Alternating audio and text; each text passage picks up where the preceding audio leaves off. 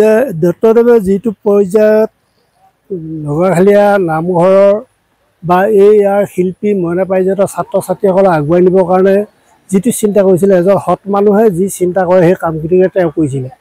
গতিকে তেওঁ গুণ গৰিমা ধেমাজিবাসীয়ে জানে।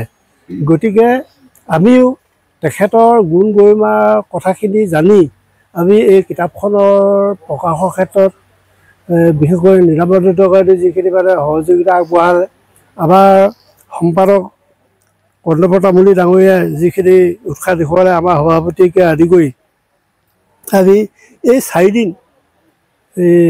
প্ৰেছত আমি কামত লাগি এই কিতাপখন সুন্দৰ ৰূপত প্ৰকাশ কৰিবৰ কাৰণে আমি যত্ন কৰিছিলোঁ। ইয়াত তেখেতৰ সম্পৰ্কত বিভিন্ন দিশ, ইয়াত মানে তেখেতে তৰণি চাউল কৰিছিলে, তেওঁ বাঁহী বনাব জানিছিলে, তেওঁ এই তাল খোল এই গোটেই নাটক কৰিব পাৰিছিলে। তেওঁ যিমানখিনি তেওঁ প্ৰতিভা আছিলে সেই আটাইবিলাক গুণ ইয়াত সন্নিৱিষ্ট হৈছে বুলি মই ভাবিছোঁ। মই আশা ৰাখিছোঁ দত্তদেৱৰ যি এই গ্ৰন্থখন আৰু 100 বছৰলৈকে নিশ্চয় থাকিব। তেওঁৰ নাতি পুতিসকলে তেখেতক স্মৰণ কৰিব পাৰিব, এই কথাখিনি মই কামনা কৰিছোঁ। আৰু তেখেতৰ যি বিদেহ আত্মাৰ সদ্গতি কামনা কৰি মোৰ চমু বক্তব্য মই ইমানতে সামৰণি মাৰিছোঁ। ধন্যবাদ। গ্ৰন্থ ইয়াত উন্মোচনী সভা পতা হ'ল।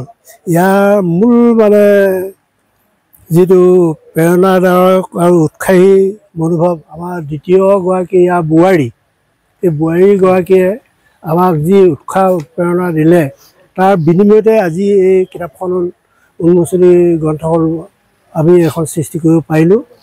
গতিকে তাৰ কাৰণে মই এই সৰু বোৱাৰীৰ লগতে তেওঁ সৰু পুত্ৰক মই ধন্যবাদ দিছোঁ। ডাঙৰ পুত্ৰ আৰু আইতাই এই ক্ষেত্ৰত আমাক সহায় সহযোগ কৰিলে। আৰু লিখকসকলেও ইমান কম সময়ৰ ভিতৰত যে এই আৰ্টিকলখিনি তেওঁলোকে লেখাখিনি দিলে, তাৰ বাবে আমি তেখেতলোকলৈ ধন্যবাদ জনাইছোঁ।